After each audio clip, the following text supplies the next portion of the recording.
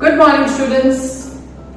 तो हमने torque exerted on a current carrying coil उसका इक्वेशन ला दिया था। जब इनटू द प्लेन रखा था मैग्नेटिक फील्ड में, तब उसका आंसर था IAB।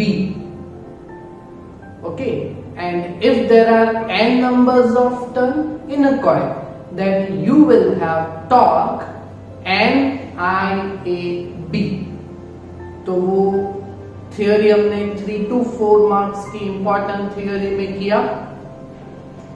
उसके बाद लास्ट लेक्चर में हमने वही थियोरी को कॉपी पेस्ट किया था कि जिसमें कॉइल को थीटा एंगल पे रखा गया था।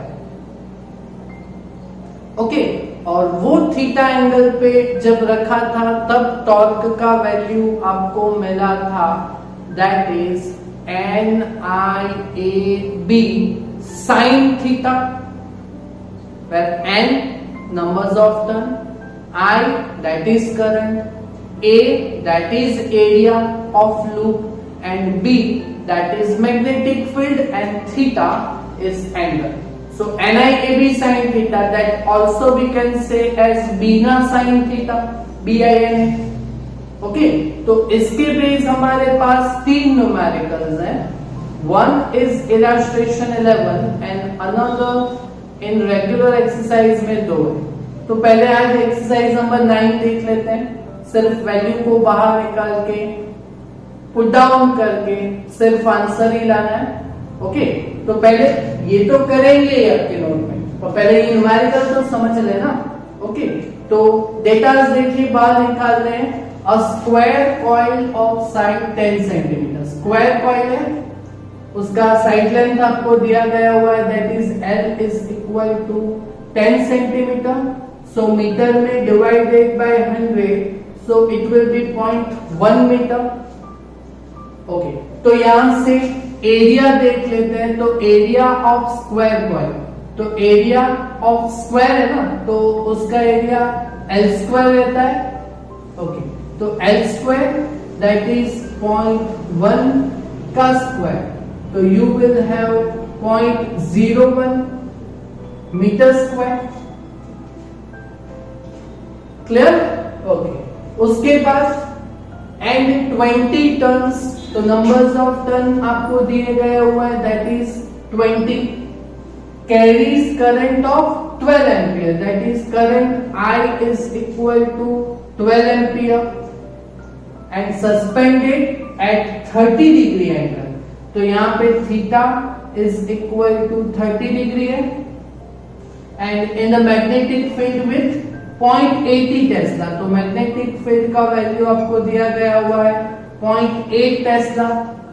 तो आपको क्या फाइंड करना है, what is torque experienced by the coil in magnetic field. Okay, तो टॉर्क ऑन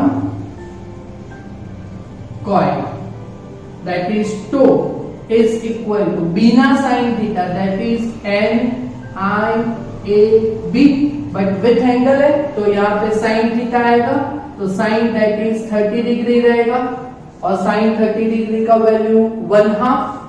ओके, सबका वैल्यू रख देते हैं। तो N that is 20, I that is 12, area हमने देखा 0.01, B दैट इज 0.8, और साइन 30 दैट इज 1/2। ओके, तो इसका आंसर जो भी आएगा तो दैट इज टॉर्क। ओके, कितना आएगा, तो 20 into 12 240, 240 into 0.01 2.4 into 0.8, you will have 1.96, 1.92 divided by 2। अगर ये पूरा मल्टीप्लिकेशन आप करोगे तो आपको आंसर मिलेगा 0.96। वो तो कर सकते हो ना आप कैलकुलेट। ओके, तो यूनिट लिखना खास जरूरी है, यूनिट नहीं लिखोगे तो आधा मार्क कट होगा। ओके, तो यहाँ पे यूनिट क्या आता है, तो torque that is force into distance, तो फोर्स दैट इज न्यूटन और डिस्टेंस दैट इज मीटर, तो newton into metre, that is the answer of torque for exercise number 9। Clear? Okay, but उससे पहले ये तो न्यूमेरिकल का स्टार्टिंग है 3, but उसके पहले ये अभी मत कीजिएगा, पहले यही करना है। ओके, तो इससे पहले आज हम नया फिजिकल क्वांटिटी स्टडी करेंगे, that is magnetic moment, magnetic dipole moment. तो हमने इलेक्ट्रिक डाइपोल मोमेंट स्टडी किया था चैप्टर नंबर 1 में। Electric dipole moment, electric dipole plus q minus q separated by distance of twice a।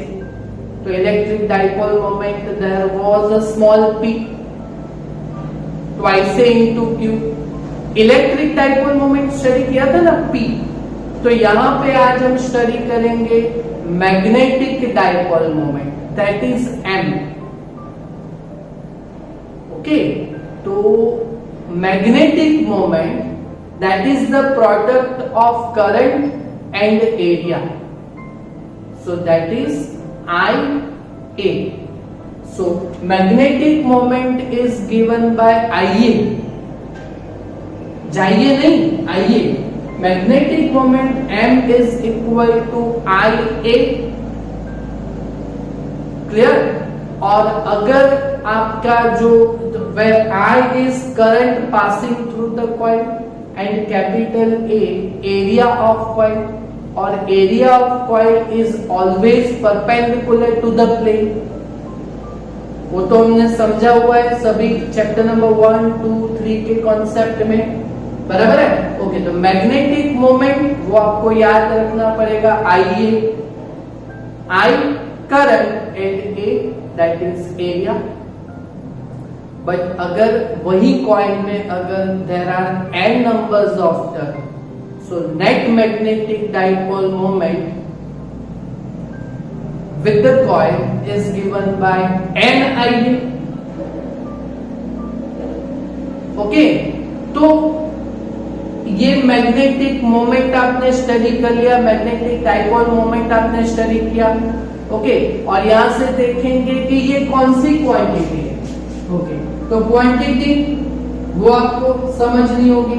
तो quantity that is vector और scalar, तो moment है ना, तो मोमेंट दैट इज वेक्टर।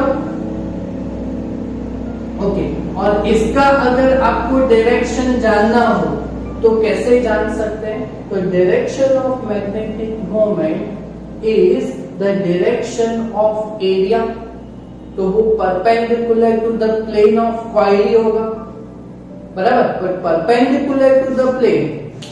वापस मैग्नेटिक मोमेंट का डायरेक्शन वो एरिया का डायरेक्शन ही होता है, क्रॉस सेक्शनल एरिया के वेक्टर का, है ना?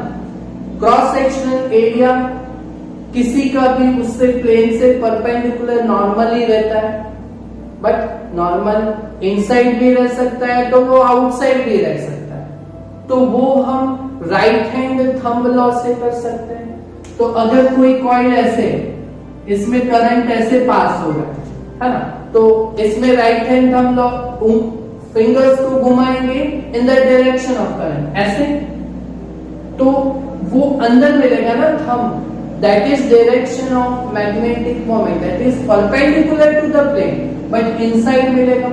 अभी इसी में जो करंट ऐसे होता है एंटी क्लॉकवाइज, तो राइट हैंड को हम ऐसे घुमाएंगे।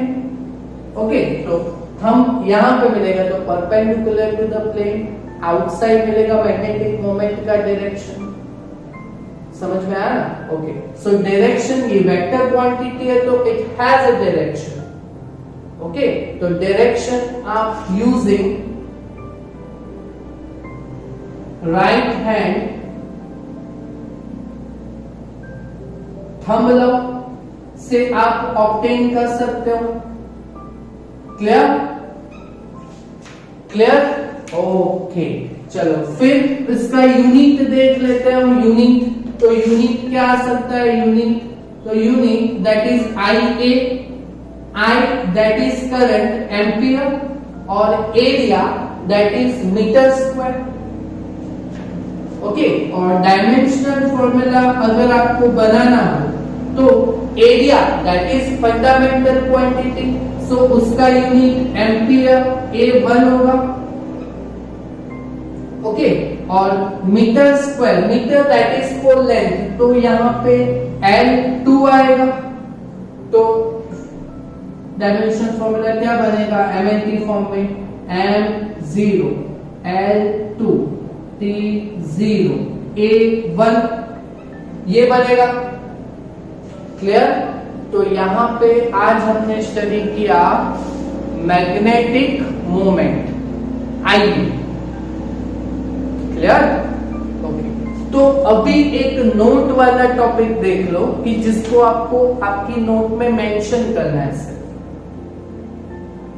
ओके, तो हमने टॉर्क थीटा एंगल पे आंसर लाया था, तो वो टॉर्क का आंसर हम आज मैग्नेटिक मोमेंट के टर्म में यहां पे समझते हैं, है ना। तो टॉर्क ऑन कॉइल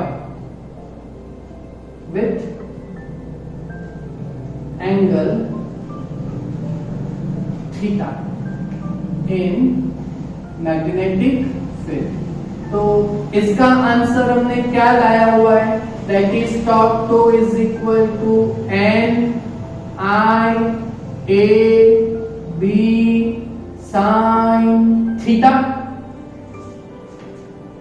ओके, तो इसमें देखो जो फर्स्ट तीन टर्म्स है IA, but if there are n numbers of term that is NIA, तो NIA वो मैग्नेटिक मोमेंट होगा, है ना। तो वह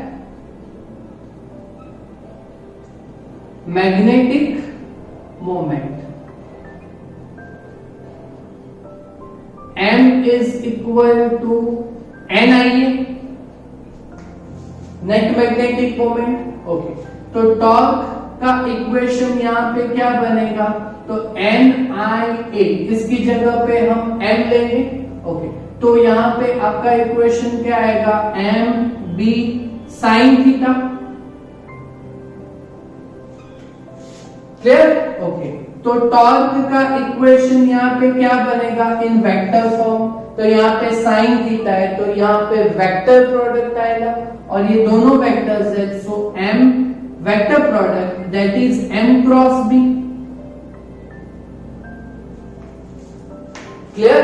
तो ये हमने समझा हुआ था, ये टॉपिक हमने समझा हुआ था चैप्टर नंबर 1 में, इलेक्ट्रिक डाइपोल मोमेंट P था।